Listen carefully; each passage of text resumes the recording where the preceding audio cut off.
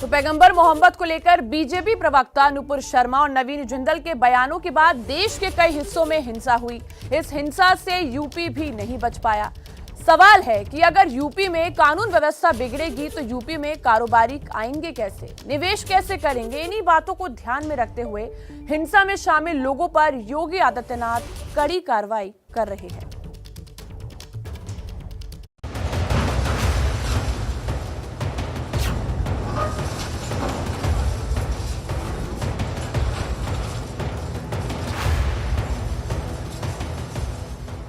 प्रयागराज में जिस घर पर बुलडोजर चल रहा है, इस घर के मालिक का नाम जावेद अहमद है। प्रयागराज के जेके आशियाना कॉलोनी में रहने वाले जावेद अहमद उर्फ पंप को प्रयागराज में 10 जून को हुई हिंसा के मामले में मास्टरमाइंड कहा जा रहा है। जावेद के घर को आज बुलडोजर से ढहा दिया गया। सुबह भारी पुलिस बल के साथ पहुंची प्रयागराज विकास प्राधिकरण की टीम ने घर खाली कराने के बाद सबसे पहले घर का मुख्य दरवाजा गिराया।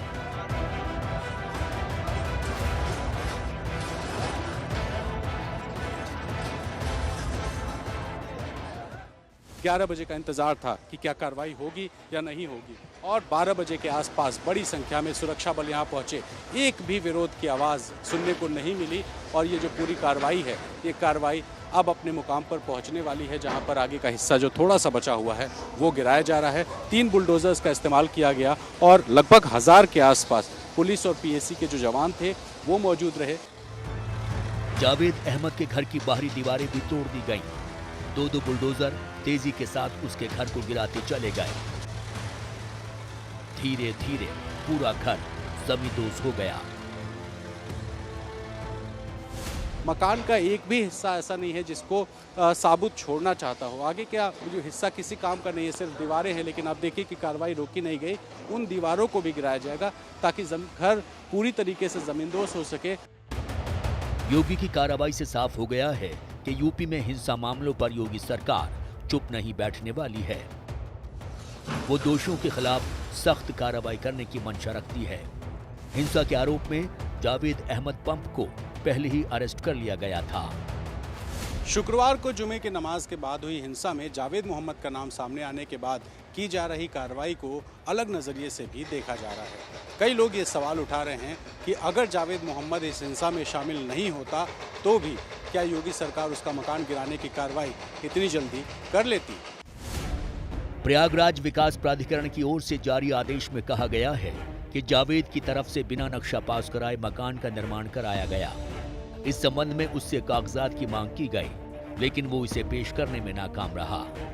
प्राधिकरण के मुताबिक जावेद को 25 मई को ही घर खाली करने का नोटिस दिया गया था। आज हुई कार्रवाई को पुराने नोटिस के आधार पर किए जाने का दावा किया जा रहा है। अधिकारियों के मुताबिक उन्होंने आज सुबह 11 बजे तक घर खाली करने का आदेश जारी किया था। बुलडोजर एक्शन इसके बाद ही शुरू हुआ।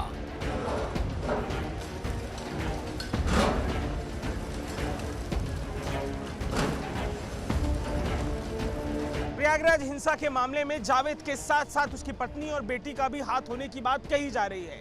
जावेद के खिलाफ भले ही मामला पुराना बताया जा रहा हो, लेकिन प्रयागराज हिंसा मामले में मुख्य आरोपी के रूप में उसकी गिरफ्तारी के बाद बुलडोजर की कार्रवाई के जरिए बड़ा संदेश दिया गया है। सीएम योगी आदित्यनाथ ने 10 जून को हुई हिंसा के मामले में सख्त रुख अपनाया है। उन्होंने अधिकारियों के साथ विशेष समीक्षा बैठक में अपराधियों पर लगाम के कड़े निर्देश जारी किए हैं। सीएम योगी ने कहा कि अपराधियों को काबू में करने के लिए सरकार पहले से सख्त रुख अपनाए हुए थी। सोशल मीडिया प्लेटफॉर्म को जनपद स्तर पर भी मॉनिटरिंग हो, रेंज स्तर पर हो, जोन स्तर पर भी और शासन स्तर पर भी इसकी नियमित समीक्षा हो। लोकल इंटेलिजेंस के साथ बेहतर संवाद हो। हर एक गतिविधि को हम मजबूती के साथ संज्ञान में लें और कोई भी तत्व अगर कानून को हाथ में ले रहा है, वो कोई भी संगठन हो, सख्ती के साथ उससे निपटने की कार्रवाई हमारी जनपद स्तर पर हो और इस पे हम लोग हर एक स्तर पर जवाबदेही भी सुनिश्चित करें। प्रयागराज के अलावा सहारनपुर में योगी का बुलडोजर भी एक्शन में है। शुक्रवार के दिन जिन 2 उपद्रवियों ने सहारनपुर को हिंसा की आग में झोंकने की कोशिश की, उनके घर पर बने अवैध निर्माण गिरा दिए गए हैं।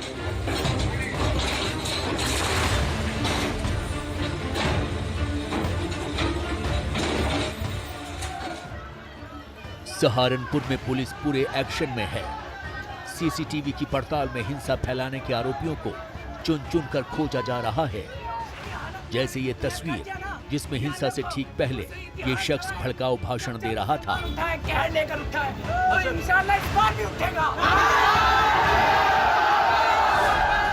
कैमरे के सामने दिया गया ये बयान मुजम्मिल को भारी पड़ गया और उसके घर पर चल गया बुलडोजर।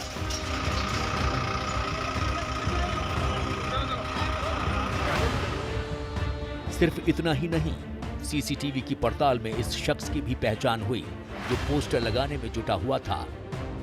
ये देखिए, हाथों में पोस्टर लेकर इसने सड़क पर चिपका दिए जिस पर लोग पैर रख रहे हैं। हिंसा के आरोप में सलमान की भी गिरफ्तारी हुई है। पुलिस लगातार एक्टिव है। यूपी के 6 जिलों में अब तक हिंसा की खबरें सामने आई हैं। ये हिंसा बीजेपी की पूर्व नेता नुपुर शर्मा के उस बयान के बाद सामने आई है जिसमें उन्होंने पैगंबर मोहम्मद को लेकर आपत्तिजनक बयान दिया था।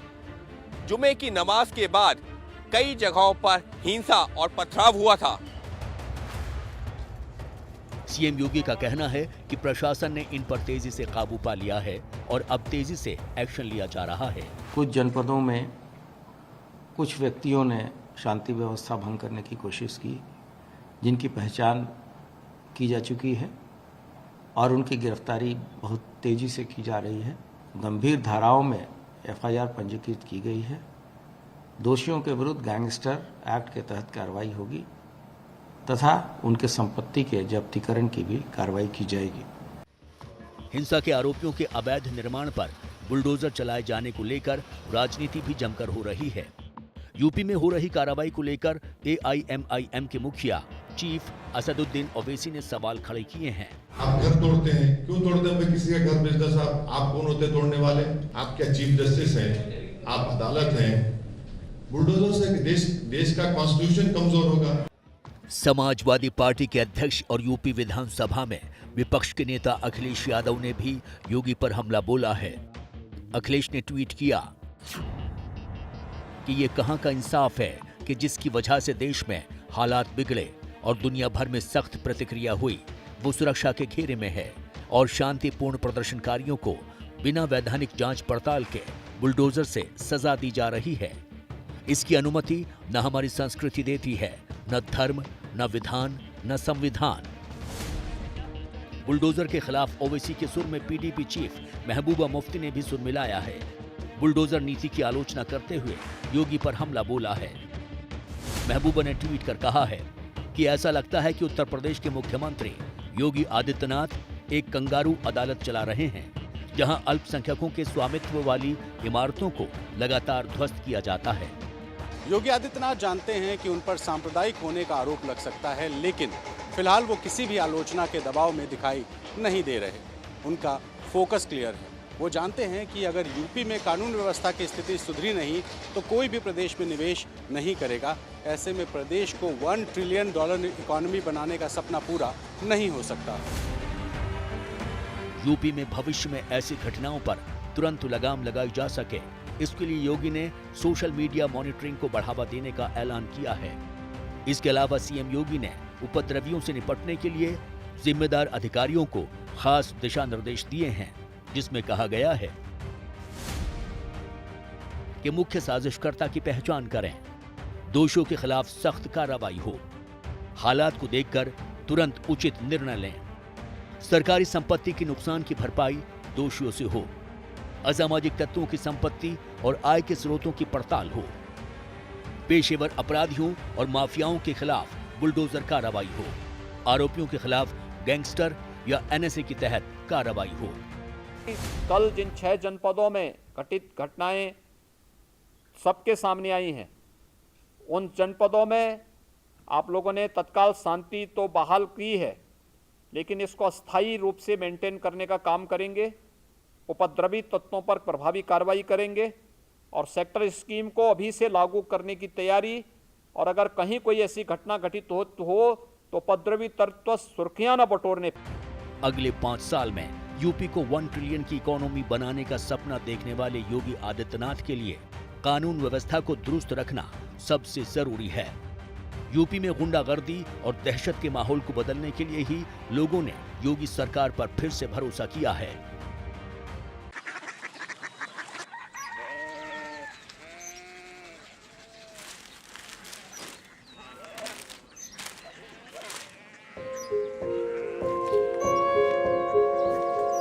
बाबा बाबा Korea city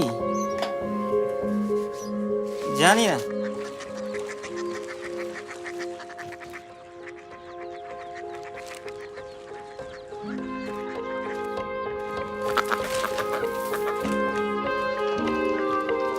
Korea city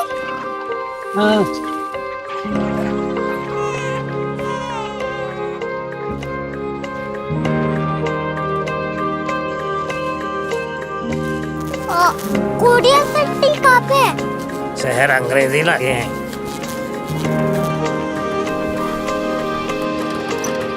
Korea city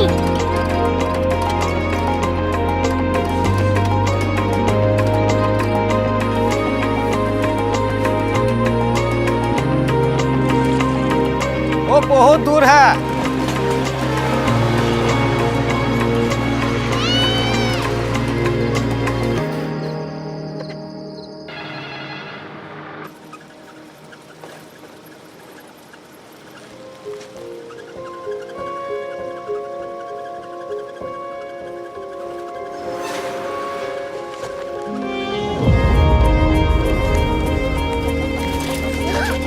Korea city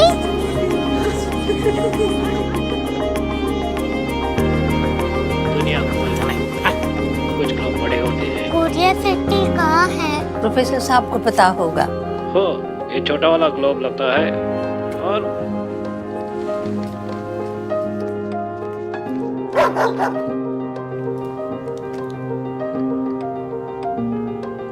पता नहीं, मेरी बेटी से जाके मिल लो, शायद उसे मालूम हो।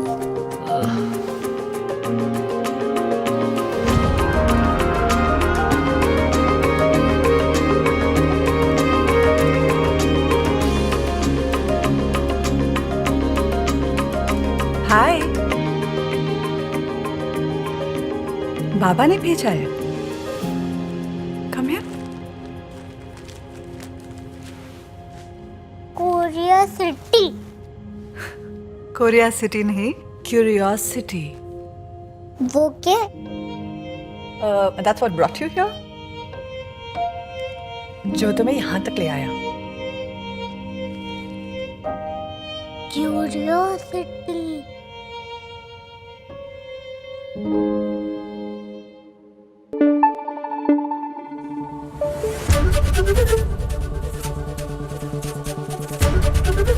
एबीपी न्यूज आपको रखे आगे।